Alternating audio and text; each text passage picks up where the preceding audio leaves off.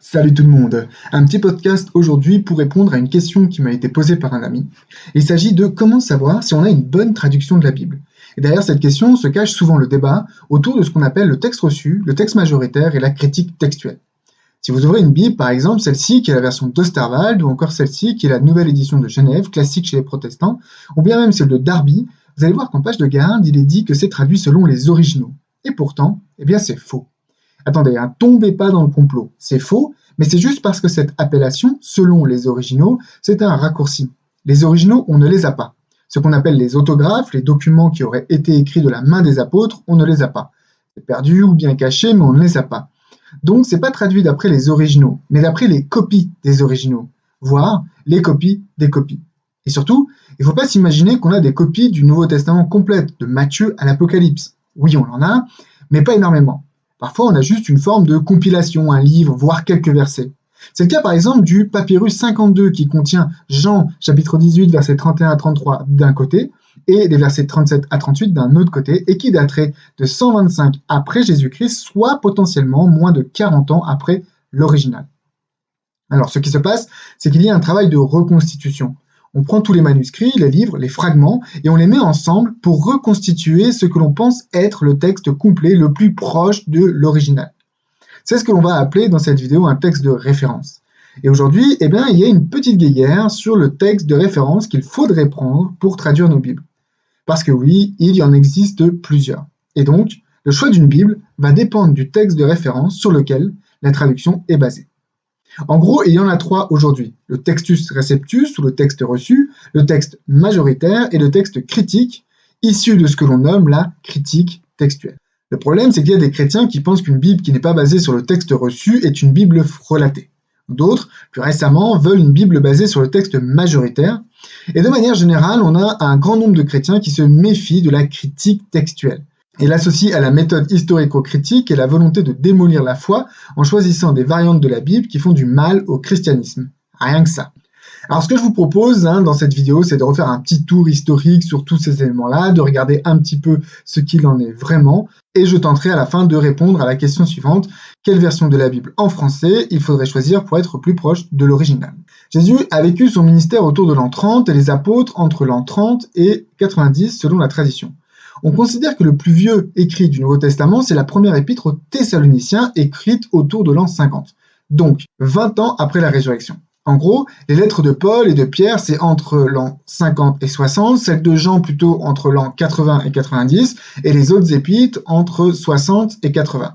Les évangiles, eux, on les place entre 60 et 90. Donc, la rédaction date du 1er siècle. Comme je vous l'ai dit, on n'a aucun de ces originaux, seulement des copies. On imagine facilement que ces originaux vont être recopiés par des disciples et des fidèles pour être transmis à d'autres communautés partout dans le monde.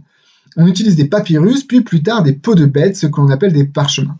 On a donc un travail de copie qui va s'intensifier avec le temps. Je vous l'ai dit, la copie la plus ancienne que l'on a date de 125 après Jésus-Christ et contient un extrait de l'évangile de Jean.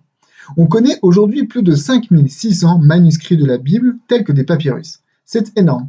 Je répète, c'est énorme. Aucun texte de l'Antiquité ne bénéficie d'une telle représentativité. On a donc une forme de garantie d'avoir la version la plus proche de l'original. Prenons par exemple en comparaison l'Iliade d'Homère. On pourrait dire que c'est la Bible des Grecs anciens dont le stade final de rédaction est ordinairement fixé au 8e siècle avant Jésus-Christ.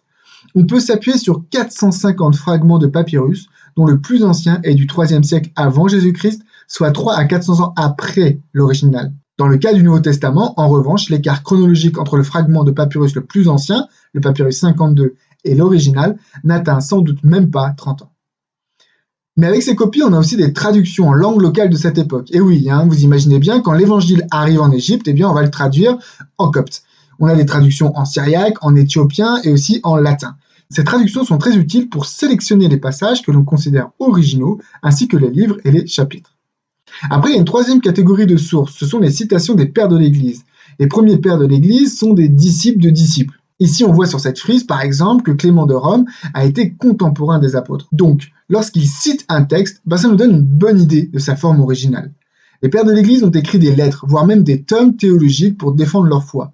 Dans ces ouvrages et ces lettres, ils citent la Bible, parfois de tête, mais bien souvent, ils recopient à leur tour selon les manuscrits qu'ils possèdent certainement, ce qui nous permet là aussi de connaître les formulations les plus anciennes des passages, surtout pour les pères de l'Église qui écrivaient en grec, ce qui n'est pas le cas de tous les pères de l'Église. Ici, là, on a un petit tableau qui reprend quelques pères de l'Église, les plus contemporains des originaux, ou plutôt des copies des originaux, pour vous donner une idée du volume de citations et donc ce que ce corpus a comme valeur pour l'établissement du texte original de la Bible. Donc vous l'aurez compris, on résume, on a 3 types de sources, les manuscrits, les traductions et les citations des pères de l'Église. On a donc une masse impressionnante de documents plus ou moins homogènes dans lesquels on trouve les évangiles, les épîtres et l'Apocalypse. Mais tout ça, on l'a en fragments parfois mélangés, incomplets, déchirés, effacés par le temps. Il faut donc les reconstituer. Mais CTRL-C, CTRL-V, ça n'existait pas à l'époque. Donc pour 2 manuscrits d'un même passage, il y a des différences. Cette différence entre 2 manuscrits du même passage, c'est ce que l'on appelle une variante. Retiens bien ce mot, je vais l'utiliser souvent. Je répète, une variante, c'est une différence que l'on trouve entre 2 sources d'un même passage. Alors, quel type de variante est-ce qu'il existe? De toutes sortes. Par ailleurs, tout à fait compréhensible. La première, c'est les variantes d'ordre de la faute du copiste. Une répétition d'une phrase, par exemple, et je suis sûr que ça t'est déjà arrivé quand tu recopiais des textes à l'école, de recopier 2 fois la même phrase ou le même mot, voire de sauter une ligne ou d'oublier un mot. C'est une autre forme de variante. Il y a aussi des variantes d'ordre stylistique. Alors on ne peut pas dire que tous les disciples étaient des grands littéraires, donc leur évangile n'est pas toujours linguistiquement très propre.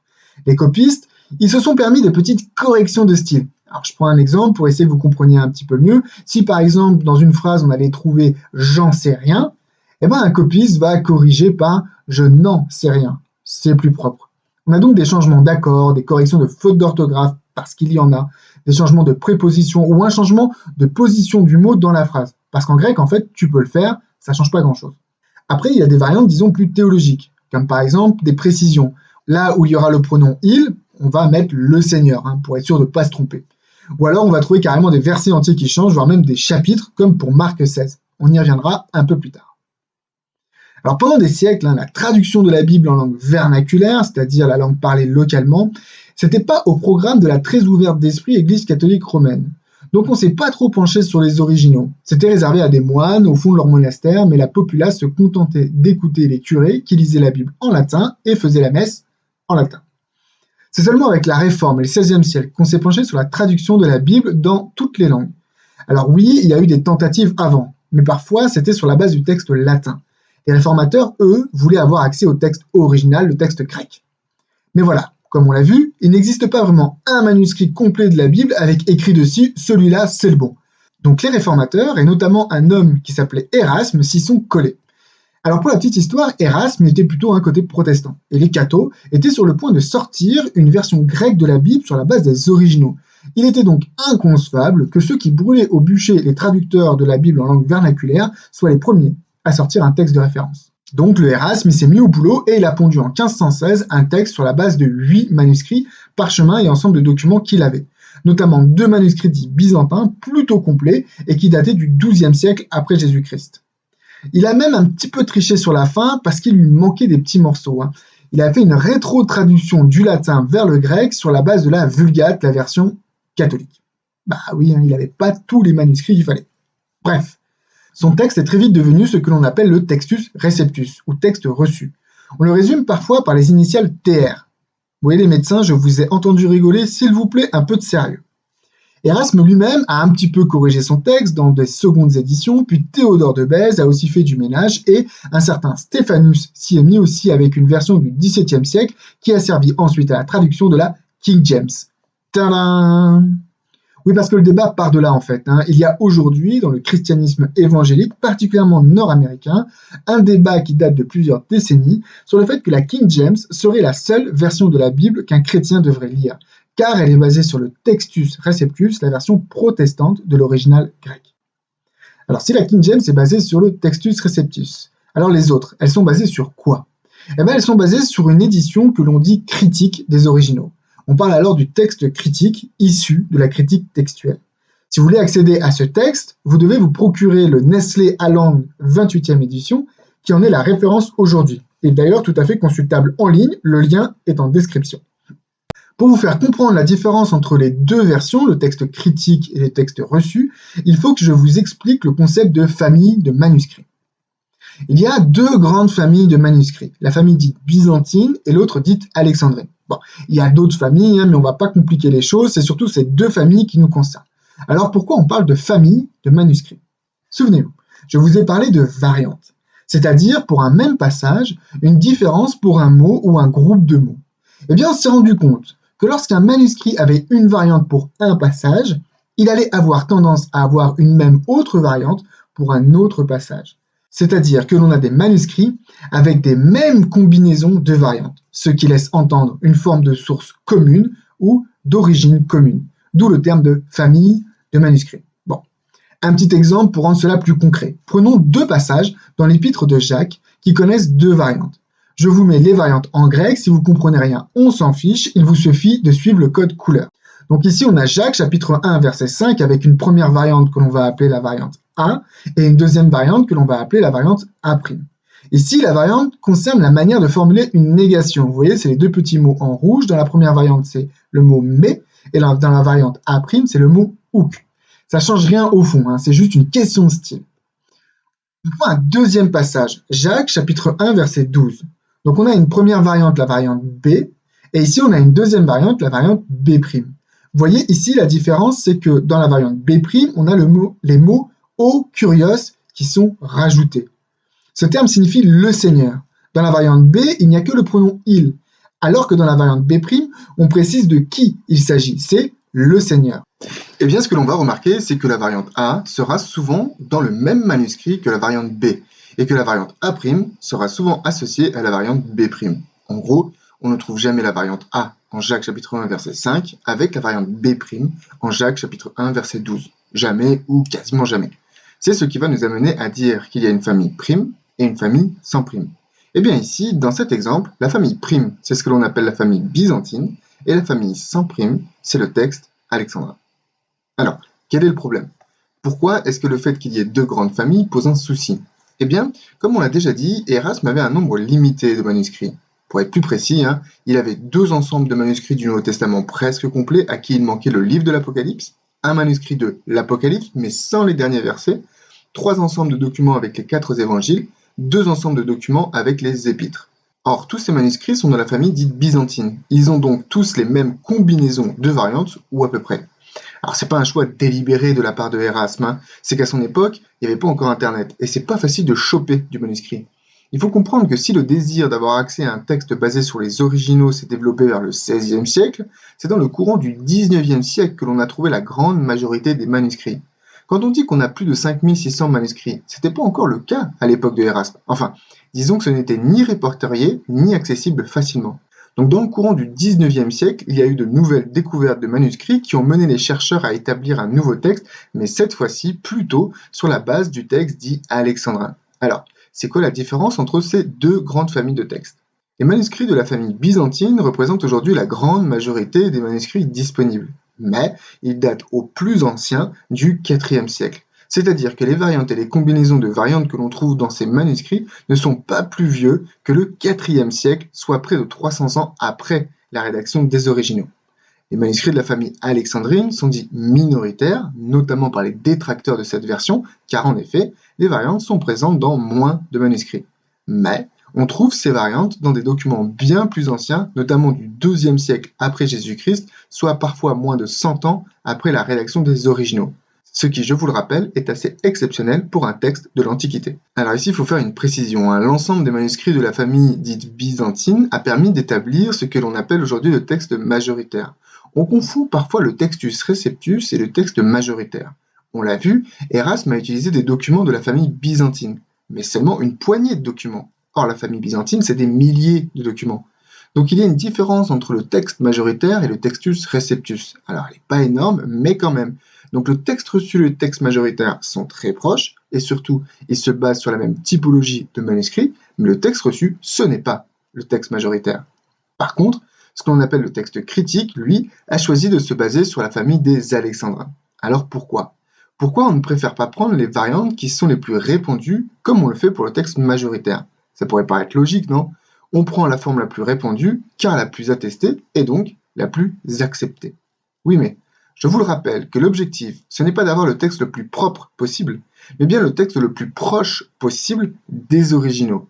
Et on va utiliser deux leviers de choix entre les variantes pour faire cet exercice, la critique externe et la critique interne. La critique externe, c'est ce que l'on a déjà vu, c'est la date des manuscrits. Entre deux manuscrits qui présentent deux variantes, on va préférer la variante présente dans un manuscrit plus ancien, car on va considérer que le plus ancien est potentiellement le plus proche de l'original. Alors, comment on connaît la date d'un manuscrit? Il y a plusieurs critères objectifs. Tout d'abord, le support donne une bonne idée de la période. Les peaux de bêtes ont été utilisées tardivement, alors que les papyrus étaient un support courant à cette époque. Ensuite, on a la forme des lettres. Les minuscules sont aussi plus tardifs que les majuscules. Pareil pour la ponctuation. On a ensuite le contexte dans lequel le manuscrit se trouve. Parfois, il est avec d'autres écrits, ce qui nous permet aussi de le dater. Si le même support, la même écriture propose à la lecture les évangiles ainsi que des écrits d'un père de l'Église, par exemple, on saura à peu près de quel siècle au plus vieux il se rapporte. Bon, c'est quelques exemples, ça s'appelle la paléographie. Si ça vous intéresse, vous trouverez pas mal de choses sur Internet. Parce qu'il faut bien comprendre que ce n'est pas une pratique liée à la Bible. Ça, on le fait pour tous les documents anciens.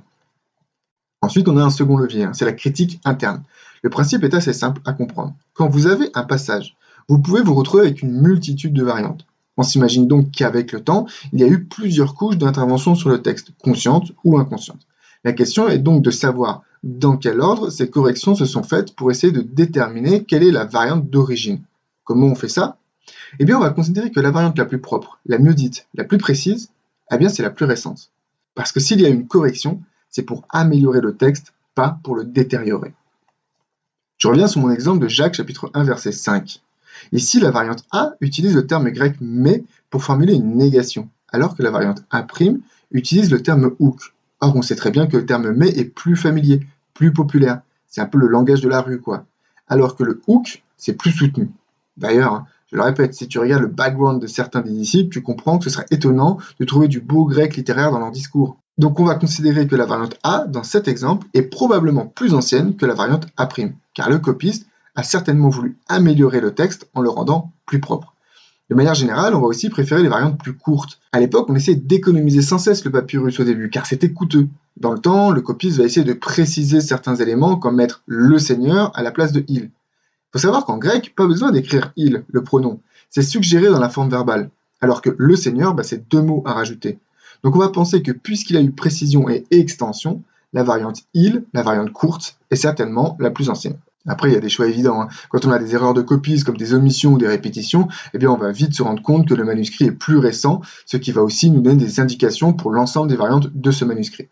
Ces deux leviers d'analyse, la critique externe et la critique interne, c'est ce que l'on appelle la critique textuelle. Alors vous avez compris que ce n'est pas une critique du fond. On n'essaye pas de savoir si on est d'accord avec la théologie du passage, mais seulement avec sa forme, externe ou interne. Alors du coup, pourquoi est-ce que la version critique du texte grec se place plus sur la famille alexandrine?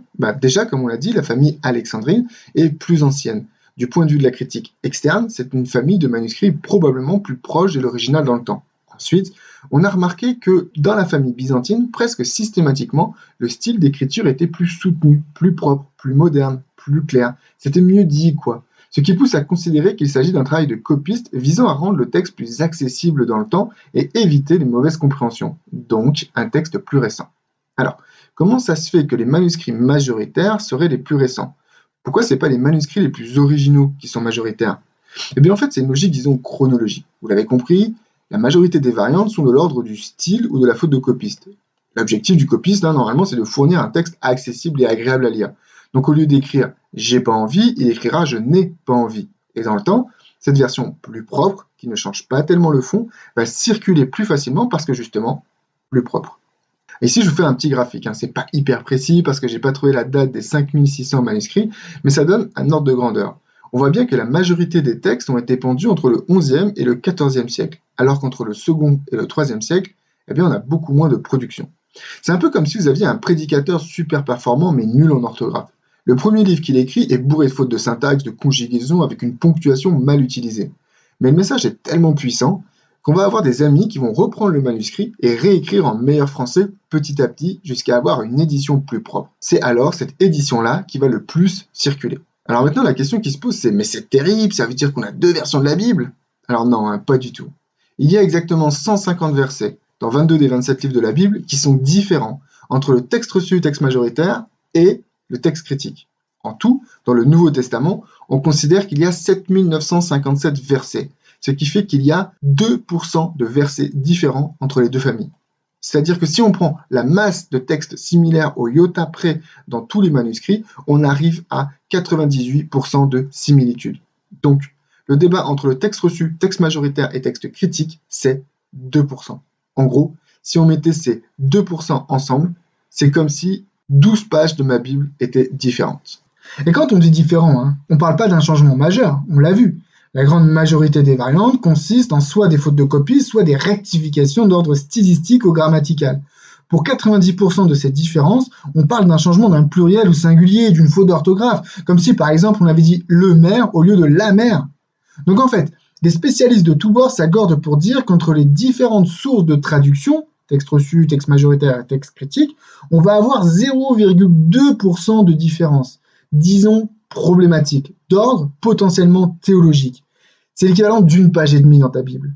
Donc si tu essayes de me faire croire qu'une page et demie sur les milliers qui existent, ça va faire toute la différence pour comprendre le salut en Jésus-Christ, je vais avoir du mal à suivre le reste du raisonnement. Donc ce que je veux dire avec ces quelques statistiques, c'est qu'il ne faut pas trop s'emballer non plus. Oui, avoir la version grecque la plus proche de l'original, je pense que c'est une bonne chose. Mais que tu préfères le texte reçu, le texte majoritaire ou le texte critique, c'est kiff-kiff pour 99,8% des passages.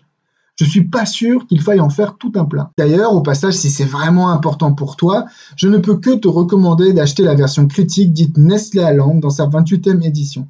Parce que dans la version de Nestlé Aland, il y a ce qu'on appelle un apparat critique dans lequel on te met toutes les variantes possibles pour un même passage, même celle du texte reçu et du texte majoritaire. Tu vois ici une page de ce livre que j'appelle le Nestlé Aland 28e édition.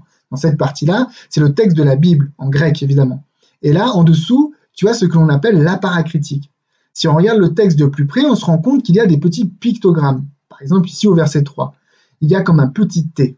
Ce signe signifie qu'ici, dans d'autres manuscrits, il y a un mot en plus par rapport à cette version. Si tu descends dans l'apparat critique, tu as le verset 3. Si on avance, on tombe sur notre petit signe. Et là, on nous dit que dans le papyrus P72, ainsi que dans le Codex Sinaiticus et le Hattus Lavrenis, on a le mot tout qui a été rajouté. Alors c'est vrai qu'il n'y a pas écrit si c'est le texte reçu ou le texte majoritaire ou l'alexandrin. Il faut s'y connaître un peu en manuscrit. Dans l'intro du bouquin, tu as quand même des bases qui sont données, mais c'est vrai que c'est pas forcément hyper accessible. Alors je vais te présenter un outil qui pourrait t'intéresser qui s'appelle The Word. De mon point de vue, le meilleur logiciel pour pouvoir étudier la Bible, c'est le logiciel qui s'appelle The Word Software. Alors il se télécharge en ligne, ici vous voyez, de theword.net. Donc lorsque vous téléchargez ce logiciel, il arrive en anglais, mais ce qui est bien avec ce logiciel, en fait, c'est qu'il a une base en anglais, et ensuite vous pouvez rajouter tout un tas de modules avec. Donc vous pouvez aller dans les téléchargements et dans la bibliothèque de modules. Et là, vous pouvez télécharger notamment une version française du logiciel, mais vous pouvez aussi télécharger plein de versions de la Bible. Vous voyez ici, par exemple, on est sur le grec ancien, et il y a une version qui s'appelle la GRV, la Greek New Testament with Variants. Donc c'est la GRV. L'avantage de cette Bible, en fait, c'est qu'elle propose les variantes entre le Textus Receptus, le Scrivener, donc ce qui est le Stephanus, le byzantin texte majoritaire et l'alexandrin qui est le texte critique. Donc voilà à quoi ça ressemble, The Word, quand vous l'ouvrez. Donc on a plusieurs fenêtres, différentes fenêtres que vous pouvez arranger un petit peu comme vous voulez. Il y a la fenêtre de recherche ici à gauche, en bas il y a la fenêtre avec des éléments supplémentaires sur des mots pour pouvoir aller plus loin dans les définitions. Malheureusement c'est en anglais, c'est très peu documenté en français. Mais au milieu ici vous avez donc la Bible en 3 colonnes. Donc moi j'ai la King James, la GRV que je viens de présenter et la Louis II pour pouvoir lire en français. Donc voilà, vous pouvez comparer verset après verset et vous pouvez choisir les textes que vous voulez comparer. Donc ici je suis dans Jacques chapitre 1 verset 5 qu'on a déjà vu ici en grisé, vous le voyez, et on voit qu'on a ces deux petits mots qui sont un petit peu plus grisés que les autres, le mot hook et le mot mais. Et on voit que au-dessus de ces petits mots, on a des petits lettres en exposant bêta, sigma, theta et sigma. Donc le bêta c'est pour le texte byzantin, le texte majoritaire, Alpha, c'est pour le texte alexandrin, donc le texte plutôt critique. Theta, c'est pour le Textus Receptus de Erasme. Et Sigma, c'est Stephanus, qui est une version améliorée du Textus Receptus. Donc c'est un exemple intéressant ici, parce qu'on voit que le texte byzantin et le Textus Receptus ne sont pas d'accord. Preuve supplémentaire, s'il en fallait une, que le Textus Receptus n'est pas le texte majoritaire. Et donc vous voyez, si on descend un petit peu, on va retrouver le verset 12 qu'on a étudié tout à l'heure. Et on voit ici encore les mots grisés avec les différences, qu'on retrouve le O Kurios qui est présent dans le Textus Receptus, Scrivener et byzantin, mais pas cette fois-ci dans le alexandrin. Donc vous voyez ici, avec ce logiciel de Word, vous pouvez en fait avoir accès au texte original et même aux différentes variantes entre les grands textes de référence sans avoir à connaître le grec ancien. Donc voilà, l'objectif n'était pas de vous faire un tuto de Word complet, il y a tout un tas de choses que vous pouvez faire apparaître les mots originaux à travers des petits pop-up, des fenêtres, faire des recherches aussi très complexes avec les opérateurs booléens. Il y a plein de choses qui peuvent être faites avec ce logiciel, je ne le présente pas ici. Si ça vous intéresse, vous me le dites en commentaire et je vous ferai un tuto un petit peu plus poussé sur The Word. Bon, depuis tout à l'heure, je te parle de variantes sans gravité. Tu imagines bien qu'il y a quand même des passages sur lesquels il y a des discussions problématiques, sinon on n'en aurait pas fait tout un foin. Je te propose donc de comparer quelques variantes, disons, dérangeantes. Et pour ça, je vais prendre la Louis II et la Martin, deux Bibles en français, car la Louis II est basée sur le texte critique, alors que la Martin est basée sur le texte reçu. Alors prenons un exemple sympa, Matthieu, chapitre 1, verset 25. Tu vois ici, dans Martin, qu'il y a un mot qui est rajouté, qui est le mot premier-né, alors que le texte critique ne le considère pas comme original. Cette variante du texte reçu permet entre autres de combattre la doctrine de la virginité perpétuelle de Marie. Mais c'est là que c'est intéressant. Si tu choisis une version parce qu'elle colle mieux avec tes idées, c'est assez discutable. Tu dois prendre tes idées de la Bible et pas chercher une Bible qui colle avec tes idées. Alors moi, je ne crois pas à la virginité perpétuelle de Marie, mais je n'ai pas nécessairement besoin que Matthieu chapitre 1, verset 25, ajoute le terme premier-né pour cela. Alors certes, c'est plus évident comme ça, mais si ce n'était pas écrit, je m'en contenterais aussi. Il faut bien être prudent avec ce genre d'approche. Un autre exemple, toujours dans Matthieu, chapitre 6, verset 1. Ici, dans la version du texte reçu, texte majoritaire, on parle d'aumône, alors que dans la version du texte critique, on parle de justice. Ce qui est intéressant, c'est que dans le verset 2, le verset qui suit, on parle d'aumône dans le texte critique. On voit ici clairement qu'il y a une intention de clarifier dans le texte reçu, texte majoritaire. Le terme justice, c'est trop vague. Alors, puisqu'on parle d'aumône dans le verset suivant, le texte reçu, le copiste du moment, a dû vouloir harmoniser le texte et mettre aumône déjà dans le premier verset. Mais franchement, tu vois une différence aumône-justice. J'aimerais ajouter que l'utilisation du terme justice est plus intéressante cette fois-ci, parce qu'il renvoie directement à une expression utilisée par Paul dans l'épître aux Romains sur la justification par la foi. D'ailleurs, Matthieu chapitre 6, verset 33 parle de la justice de Dieu en opposition justement à sa propre justice dont il est question au verset 1 et 2 de ce chapitre. Un autre passage plus compliqué, Romains chapitre 14, verset 10. Ici, une fois c'est Christ qui juge, une autre fois c'est Dieu. Alors Dieu, ça pourrait être le Christ, mais c'est pas précisé. Ici, on penserait plutôt à Dieu le Père. D'ailleurs, c'est souvent le Père qui est présenté comme juge, pas Jésus. Regardez l'exemple de Daniel 7, où on nous dit que le Fils de l'homme s'avance vers l'ancien des jours dans un contexte de jugement. Alors parfois, c'est plus subtil. Dans Romains, chapitre 2, verset 16, c'est Dieu qui juge, mais par Jésus. Donc Jésus n'est que l'avatar de Dieu dans son jugement. Enfin, tout ça pour dire que de prendre la version du texte reçu, texte majoritaire, dans ce cas, ne rend pas l'interprétation plus simple non plus. On ne peut pas dire que la version du texte critique falsifie l'évangile. Donc voilà pour 3 petits exemples. Mais les exemples les plus cités, c'est la fin de l'évangile de Marc et 1 Jean, chapitre 5, versets 7 à 8. Dans les vieilles Bibles secondes, on voit à la fin de l'évangile de Marc, à partir du verset 9, une petite note que tu peux trouver ici. On nous dit, entre autres, que dans plusieurs manuscrits anciens, il n'y a pas les versets 9 à 20. Et on remarque d'ailleurs qu'il y a une forme de redondance. Au verset 1 et 2, on nous parle du premier jour de la semaine, jour de la résurrection. Et on en reparle au verset 9. On sent bien qu'il y a 2 versions de la fin de l'évangile. D'ailleurs, le verset 8 dit que les femmes ont peur et s'enfuient, alors qu'au verset 10, on ne parle pas du tout de cette frayeur, bien que l'on parle des femmes. Bref, dans tous les cas, le fait est que dans les plus anciens manuscrits, on n'a pas les versets 9 à 20, ce qui ennuie d'ailleurs pas mal les charismatiques. Mais dans ce cas, pourquoi dans ma Louis II, alors basée sur le texte critique, on retrouve quand même ces passages? Eh bien parce que même si on considère que c'est pas dans l'original de l'évangile de Marc, on pense quand même que c'est une histoire originale. Une petite précision s'impose. Très probablement, au début, les versions complètes des évangiles n'existaient pas, mais seulement des fragments avec des histoires, des enseignements ou des paraboles. On peut imaginer que plusieurs versions de la résurrection existaient, et on le voit très bien d'ailleurs en comparant les évangiles de Matthieu, Luc, Jean et Marc. On n'a pas tout à fait le même récit. Il est donc possible que l'évangile de Marc ait circulé avec deux fins différentes pour faire correspondre à une histoire vraisemblablement originale qui circulait déjà à cette époque. C'est pour ça qu'on préfère intégrer dans la plupart des Bibles cette fin de l'évangile, même si on pense que ce n'était pas dans l'original de Marc. Ce qui mène à conclure que ce n'est pas parce que ce n'est pas dans l'original que ce n'est pas vrai. Paul va citer à un moment une phrase de Jésus que l'on ne retrouve dans aucun des évangiles. Preuve qu'il y avait à cette époque des enseignements ou des histoires qui circulaient, mais qui ne se sont pas retrouvés dans les évangiles. Et ici, preuve que même des Bibles basées sur le texte critique peuvent intégrer des passages du texte reçu, texte majoritaire. Le dernier exemple, c'est le plus célèbre, parce que le plus compliqué et irrésoluble. Vous allez le voir tout de suite. C'est 1 Jean, chapitre 5, versets 7 à 8. Bon, vous le voyez bien, le texte reçu, texte majoritaire, ajoute ici un bon paquet, et pas pour dire n'importe quoi. On a une formule trinitaire bien marquée. Donc, supprimer cette formule ou la garder devient suspicion de pro ou d'anti-trinitarisme. Alors c'est clair qu'avec la formule du texte reçu, texte majoritaire, on balaie d'un coup de main tous les ennemis de la Trinité. Mais voilà, cette version n'apparaît pas dans les textes les plus anciens, et surtout, même pas chez les pères de l'Église. Pourtant, s'il y en a bien des qui ont insisté sur la Trinité, c'était eux. Et même, pour parler de Trinité, certains ont cité 1 Jean chapitre 5, versets 7 à 8, mais sans cette variante.